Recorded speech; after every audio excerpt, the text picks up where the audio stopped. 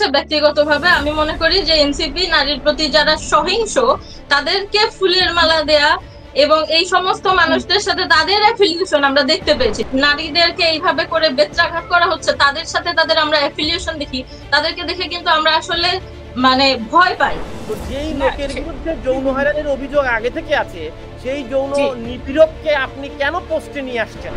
এই অভিযোগটা বা সোশ্যাল মিডিয়াতে হোক যেখানেই হোক নৈতিক স্খলনের অভিযোগটা আসার সাথে সাথে কিন্তু দলগতভাবে তাকে অ্যাকাউন্টেবল হোল্ড করা হয়েছে। ঢাকা বিশ্ববিদ্যালয়ে কারোর ওন্না থাকবে কি থাকবে না, ওন্না দেখলে তাকে আপনার বুকের মধ্যে ওন্না আছে নাকি গলায় ওন্না আছে সেটি স্মরণ করিয়ে দেওয়ার দায়িত্ব যদি তৌহিদি জনতার হয়, এবং তাকে গ্রেপ্তার করা হলে তাকে জেল থেকে বের করে এনে আপনি যখন গাঁদা ফুলের মালা দিয়ে তাকে বরণ করবেন এবং হেফাজতের প্ল্যাটফর্মে গিয়ে আপনি যখন আপনাকে যিনি বেশ্যা বলছেন বা প্রীতিকে যারা বেশ্যা বলছে তাদের প্ল্যাটফর্মে আপনি গিয়ে যখন আবার বিগত ফ্যাসিবাদের বিচার চাইবেন, তাহলে সংকটের সমাধান কোথায় ডক্টর ইমা?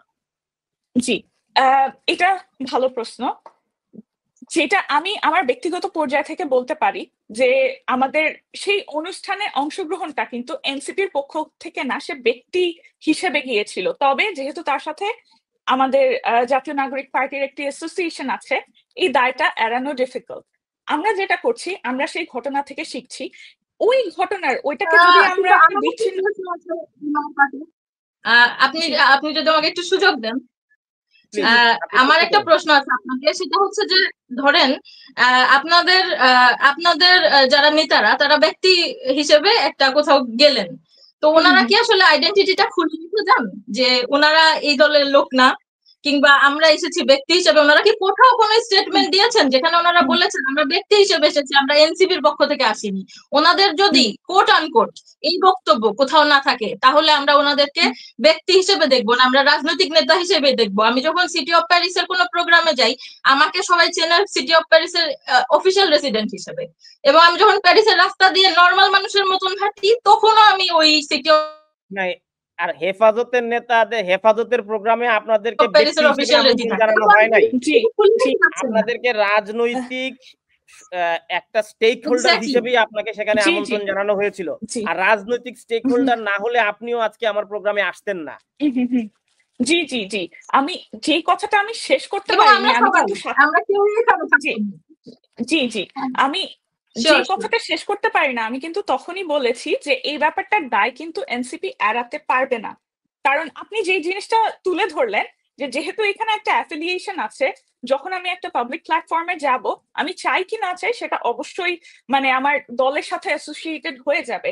বিশেষ করে যদি কোনো রাজনৈতিক দল বা রাজনৈতিক বক্তব্যের মানে রাজনৈতিক প্ল্যাটফর্ম থেকে কথা বলি, এই অ্যাসোসিয়েশনটা এড়ানোর উপায় নেই।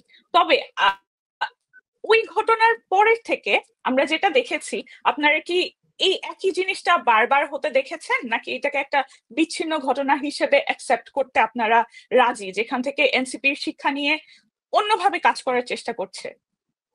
এটা আপনাদের দুজনের কাছেই আমার প্রশ্ন। আমি মনে করি না যে এনসিপির অবস্থানের কোনো পরিবর্তন এসেছে। ব্যক্তিগতভাবে আমি মনে করি যে এনসিপি নারীর প্রতি যারা সহিংস তাদেরকে ফুলের মালা দেয়া এবং এই সমস্ত মানুষদের সাথে তাদের অ্যাফিলিয়েশন আমরা দেখতে পেয়েছি। যেমন সার্জিস আলমের সাথে একজনকে ফুলের মালা দেয়া হয়েছে যে কিনা এই যে নারীদেরকে বেত্রাঘাত করেছে লঞ্চে। তো সেই লোকের সাথে আমরা সার্জিস আলমের সুন্দর সুন্দর ছবি দেখেছি, আমরা তো এগুলো দেখে আতঙ্কিত হই যে আমাদের যে নতুন যাদেরকে আমরা সমর্থন দিলাম দেশ বিদেশ থেকে, আমার মতন এরকম হাজার হাজার মিডিয়া কর্মী কাজ করেছেন। আমি সিটি অফ প্যারিসের অফিসিয়াল রেসিডেন্ট হিসেবে সিটি অফ প্যারিসের প্রোগ্রাম, যেটা কিনা অলিম্পিক উপলক্ষে আমাদের এখানে একটা প্রোগ্রাম ছিল, যেখানে প্যারিস মিডিয়া সেন্টারে পৃথিবীর বিভিন্ন মিডিয়ার মানে পৃথিবীর সব ধরনের মিডিয়া একসাথে উপস্থিত ছিল। সেখানে আমরা এই জিনিস নিয়ে কথা বলেছি, আমাদের দেশে কি চলছে সেটা নিয়ে কথা বলেছি, ছাত্রদেরকে সমর্থন জানিয়েছি। কিন্তু সেই ছাত্ররা গিয়ে যখন নারীদেরকে এইভাবে করে বেত্রাঘাত করা হচ্ছে, তাদের সাথে তাদের আমরা অ্যাফিলিয়েশন দেখি, তাদেরকে দেখে কিন্তু আমরা আসলে মানে ভয় পাই যে এরপরে কি আমি নিরাপদ? বাংলাদেশে গিয়ে যখন আমি ল্যান্ড করব, এরপরে যে আমি বেত্রাঘাতের শিকার হব না, কিংবা আপনি ইমা ইউকে তে বসে আছেন, আপনি যখন যাবেন আপনার দলের লোকজন হয়তো বা আপনাকে প্রোটেক্ট করবে, কিন্তু আমার মতন সাধারণ মানুষকে কে প্রোটেক্ট করবে? আচ্ছা ডক্টর ইমা, আপনাকে আমি কয়েকটা বক্তব্য পড়ে শোনাই। জি। এই বক্তব্যটি হচ্ছে আপনাদের দলের একজন শীর্ষ নেতা সারোয়ার তুষার কাণ্ডের পর, এটি সবাই জানেন, ওনার সাথে একটি টেলিফোনে তিনি নারীকে কিভাবে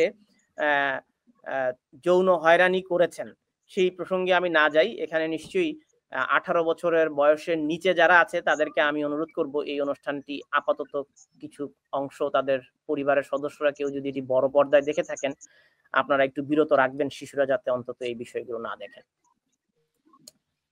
রাষ্ট্রচিন্তার এটি শহীদুল আলমের স্ট্যাটাস, এটি মে 6। রাষ্ট্রচিন্তার একজন সদস্যের সারোয়ার তুষারের বিরুদ্ধে উত্থাপিত যৌন নিপীড়ন ও শারীরিক নির্যাতনের অভিযোগ তদন্তে গঠিত কমিটির সদস্য হিসেবে আমরা 30 জানুয়ারি 2021 থেকে 1 বছর কাজ করেছি। 30 জানুয়ারি 2022 পর্যন্ত সর্বসম্মতিক্রমে তদন্তক্রমে জমা দেই। এ ধরনের তদন্তের রাজনৈতিক এবং সামাজিক সংবেদনশীলতার কথা বিবেচনা করে তদন্ত প্রসঙ্গে আমরা কোনো পাবলিক প্ল্যাটফর্মে মন্তব্য করা থেকে বিরত থেকেছি, এখনো থাকছি। তবে জুলাই অভ্যুত্থানের পরবর্তী অভিযুক্ত ব্যক্তিরা সারোয়ার তুষারের নেতা হিসেবে রাজনৈতিক উত্থানের পরিপ্রেক্ষিতে অভিযোগটির নিষ্পত্তি নিয়ে আমাদেরকে প্রশ্ন করেছেন। তাদের প্রশ্নের জবাবে আমরা শুধু এতটুকুই বলতে পারি, আমাদের মতে অভিযোগটি গ্রহণযোগ্য নিষ্পত্তি হয়নি। আমাদের এই মতামত দ্রুত রাষ্ট্রচিন্তাকে জানিয়ে দিলেও তারা আমাদের মতামতকে গ্রাহ্য করেনি। Doctor Samina Lutfa, doctor Shahidul Alam. এটি 6 মে 2025। তুষারের যৌন হয়রানির ব্যাপারে অভিযোগ দেওয়া হয়েছিল আপনাদের রাজনৈতিক দলে এবং সেটি নিষ্পত্তি হয়নি। তাসনিম খলিল, আমি আমাদের এক ভাইকে অনেক মাস আগে একটা কথা বলেছিলাম, ডান বাম যেদিকেই যান বাংলাদেশের নারীদের সাথে বেইমানি করেন না, একেবারে ধ্বংস হয়ে যাবেন। দেখি এই প্রেডিকশন ঠিক হয়ে যায় কিনা। এই দেখুন, যিনি সারোয়ার তুষারের সাথে টেলিফোনে কথা বলেছিলেন তিনি শহীদুল ইয়ের সাথে ছবি আছে তার, হ্যাঁ, এবং তাসনিম খলিলের সাথে আরেকবার একটু বলেন।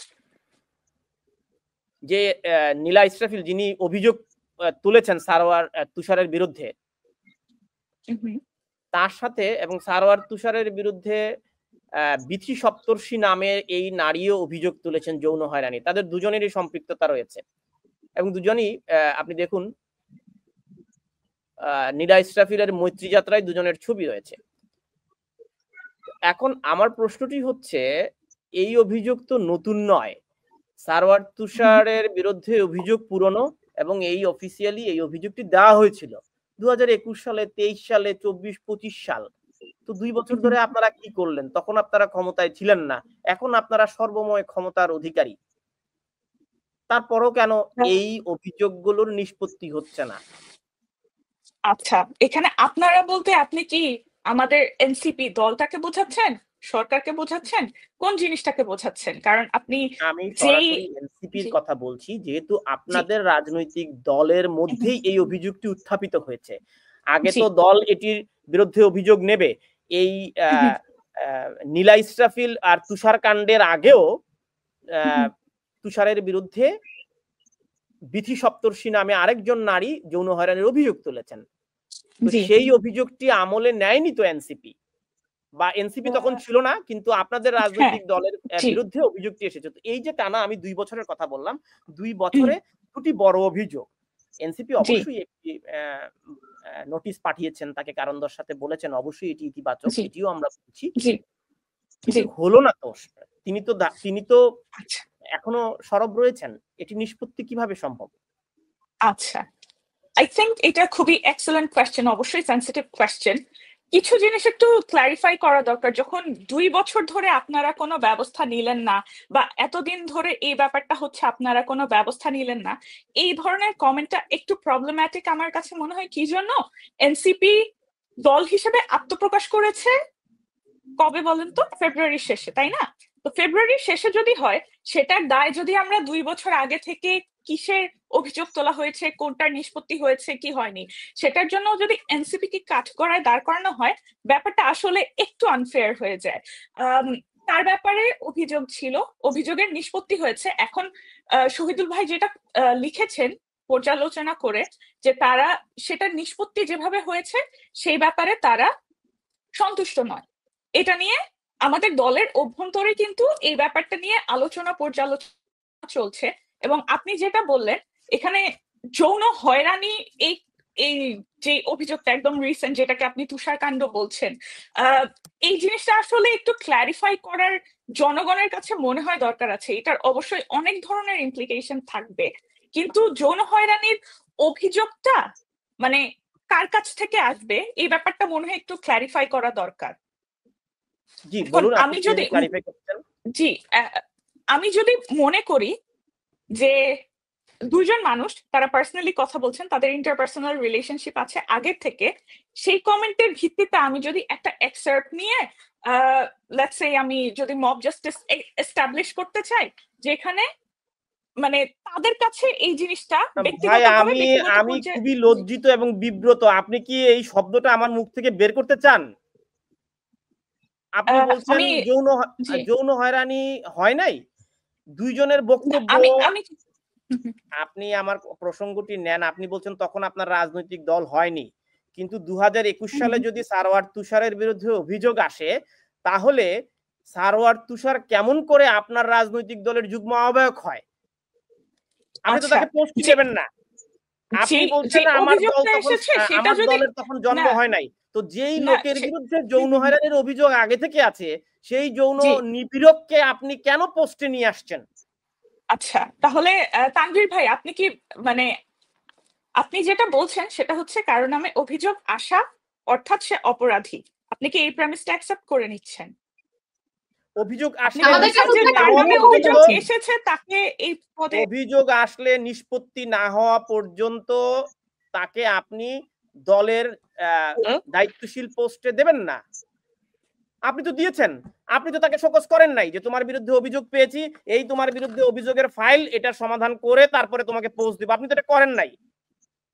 আপনি এখন চাপে পড়ে, সামাজিক যোগাযোগের মাধ্যমে চাপে পড়ে এখন দেখতেছেন এনসিপি তুষারে একদম তুষার শুভ্র হয়ে গেছে এনসিপি, তখন আপনি একটা কাগজ ধরাই দিলেন, আচ্ছা ঠিক আছে তুমি একটু কারণ দর্শাও, শেষ। আমার কাছে আমি এই জায়গাটাতে ব্যক্তিগতভাবে যেখানে দ্বিমত পোষণ করব, যে একটা কাগজ ধরাই দিলেন, এইটা अगेन একটা ব্যাড ফেইথে আসছে। এই অভিযোগটা বা সোশ্যাল মিডিয়াতে হোক যেখানেই হোক, নৈতিক স্খলনের অভিযোগটা আসার সাথে সাথে কিন্তু দলগতভাবে তাকে অ্যাকাউন্টেবল হোল্ড করা হয়েছে, এবং এমন না যে তাকে মানে একটা ফ্রি পাস দেওয়া হলো, এটা জাস্ট কথার কথা বলে হচ্ছে ছেড়ে দেওয়া। এখন আপনারা যদি মনে করেন যে কারণ দর্শানোর নোটিশের পরে সেটার ভিত্তিতে কোনো অ্যাকশন নেওয়া হবে না, সেই জিনিসটা এটা পুরোটাই তার উপরে নির্ভর করবে যে মনে করবে যে এই কাজের কোনো হচ্ছে নিষ্পত্তি হবে না। আপনারা যদি শুরুতেই একটা ব্যাড ফেইথের কথা চিন্তা করেন যে এই দলটা থাকলাম, আমরা তাহলে অপেক্ষায় থাকি। জি জি জি আই থিংক এটাই বেস্ট, যেহেতু এখন পর্যন্ত জাতীয় নাগরিক পার্টি যেই প্রিন্সিপাল গুলো বলেছে সেই পথেই আগাচ্ছে, তারা অ্যাকাউন্টেবিলিটির মধ্য দিয়েই আগাচ্ছে। যে কোনো ব্যাপারে প্রশ্ন তোলা হলে সেটার উত্তর দেওয়ার চেষ্টা করেছে। আমার মনে হয় যে এই ব্যাপারটা নিষ্পত্তি হওয়া পর্যন্তই অপেক্ষা করলে সব দিক দিয়ে ভালো হবে।